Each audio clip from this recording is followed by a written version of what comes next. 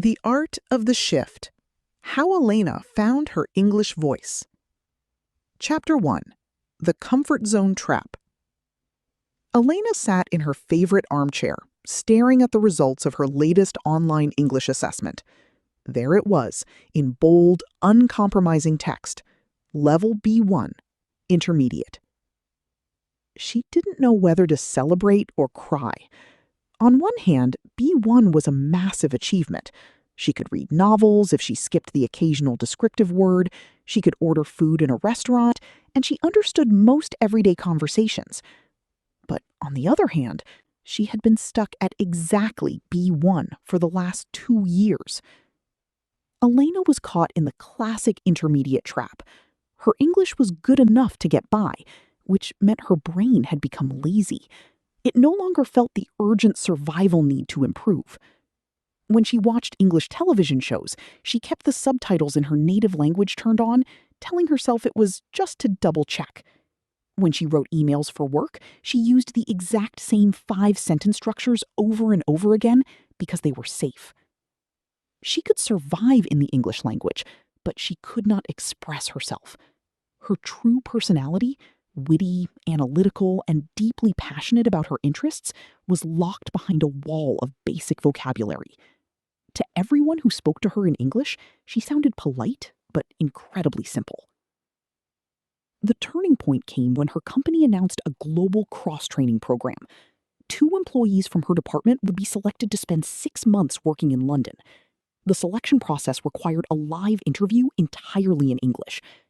Elena desperately wanted to go, but she knew that her safe, repetitive B1 phrases would never clear the bar. She had exactly 8 weeks to transform her English from functional to fluent. She needed to reach B2.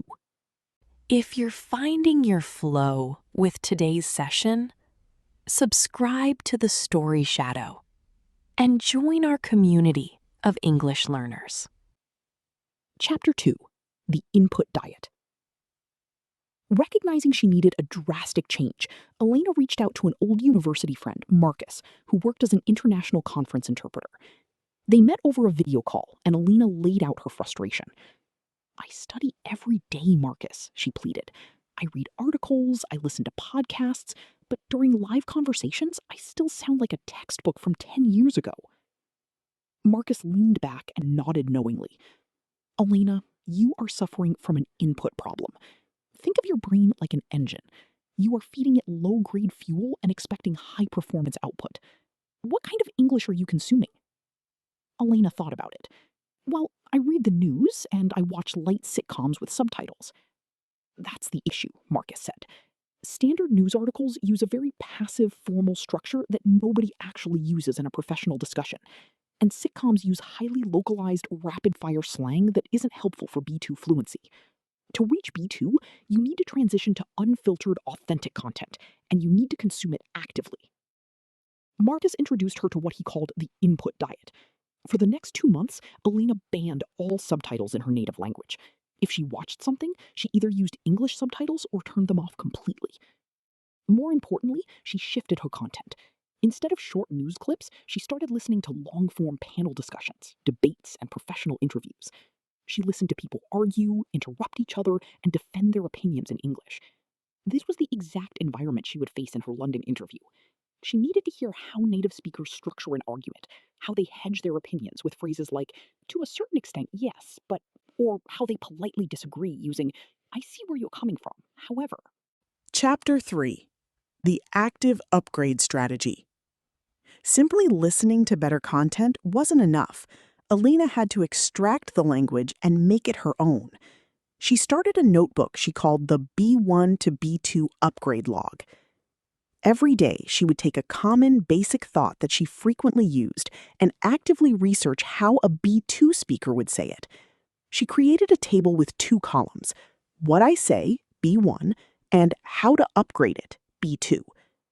For example, instead of saying, "I think this is a good idea," she would say, "I strongly believe this approach is highly beneficial." Instead of, "We need to fix this problem quickly," she would say, "We need to address this issue as a matter of urgency." Instead of, "I don't know much about this," She would say, "I'm not entirely familiar with the specifics of this matter." And instead of change the plan, she would say, modify the strategy. Whenever she caught herself using a basic word like good, bad, big, or important, she would pause and force herself to find a more precise alternative. A big change became a significant shift. A bad situation became a critical scenario.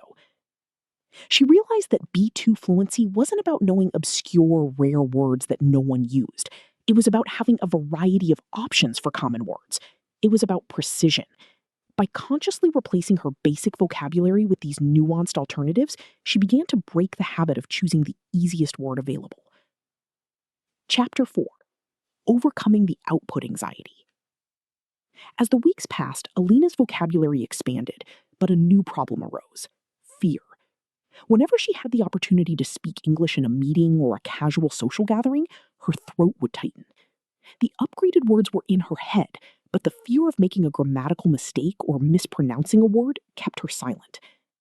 She called Marcus again, terrified that she was failing. "Alina," Marcus said gently, "you're experiencing the perfectionist's paralysis. You are waiting until you can speak perfectly before you speak at all. But language acquisition doesn't work that way. You have to speak poorly before you can speak well." He gave her a unique exercise used by interpreters to build confidence and mental agility: the narrative recap. Every evening, Alina took a video of herself on her phone.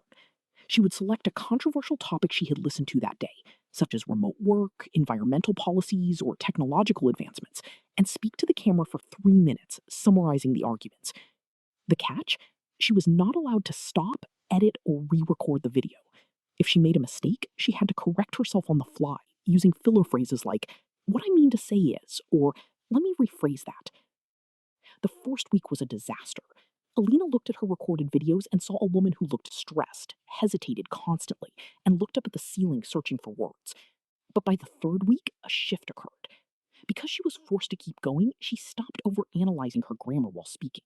She began to focus entirely on the flow of her ideas. She realized that placeholders like, "well, looking at it from another perspective," gave her brain a 2-second window to formulate the next sentence without creating an awkward silence.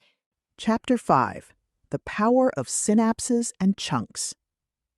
One evening, while practicing her narrative recap, Alina noticed something fascinating. She no longer had to think about every individual word. Phrases like, "as far as I'm concerned," or "it's worth noting that," came out of her mouth as single, fluid sounds. She realized that her brain was no longer translating word by word from her native tongue.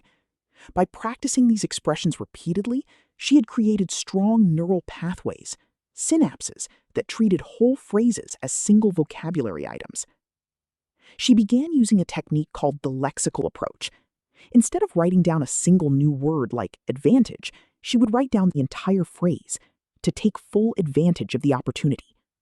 She would practice saying the entire phrase in one breath, treating it like one long word. This relieved an incredible amount of mental stress. When she wanted to speak, her brain didn't have to search for a noun, then a verb, then a preposition, and then assemble them according to strict grammatical rules. It simply reached into her memory and pulled out a pre-built block of language.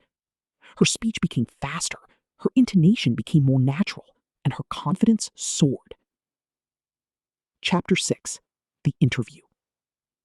The day of the London cross-training interview arrived. Alina sat outside the meeting room, her palms sweating. In the past, she would have used this time to frantically memorize grammar rules or lists of single words. Instead, she closed her eyes and practiced her filler phrases, warming up her mental gears. When her name was called, she walked into the room, smiled at the 3 interviewers, and took her seat. The lead interviewer, a senior director named Arthur, looked at her resume. "Alina, thank you for coming.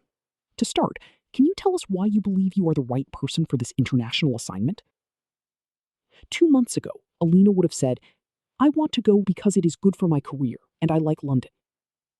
Instead, she took a breath, leaned into her B2 training, and pulled out her upgraded phrases. "That's an excellent question, Arthur," she began smoothly, using a placeholder to give her brain time to synchronize. "I strongly believe that this assignment aligns perfectly with my current professional development.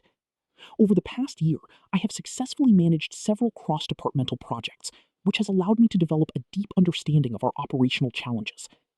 By transferring these insights to the London team, I am confident we can significantly optimize our workflow. Arthur looked up, surprised and clearly impressed by the structure and sophistication of her response. The interview lasted 30 minutes. It wasn't perfect. Alina made a couple of minor mistakes with prepositions, and at one point she forgot a specific financial term. But instead of phrasing, she used her circumlocution skills. We experienced a temporary challenge with the capital allocation, or rather, the way the funds were distributed across the project. She corrected herself smoothly and kept the momentum going. Chapter 7. Living in the B2 Landscape. 3 days later, Alina received an email. The subject line read, London Assignment Selection. With trembling fingers, she clicked it open. She had been selected. The email included a note from Arthur. We were particularly impressed by your communication skills. Your ability to articulate complex strategic ideas clearly and confidently will make you an invaluable asset to our global team. Alina sat back, a profound sense of achievement washing over her. She realized that the barrier between B1 and B2 wasn't an intellectual wall, it was a psychological habit. To break through the intermediate plateau, she didn't have to study for 8 hours a day. She simply had to stop hiding in the safety of basic language. She had to embrace authentic content, actively upgrade her phrasing, and accept that mistakes are merely steps along the path to flow. Alina had finally found her English voice. It wasn't a perfect voice, but it was authentic, adaptive, and entirely her own. As she began packing her bags for London, she knew she was no longer just surviving in English. She was truly living in it.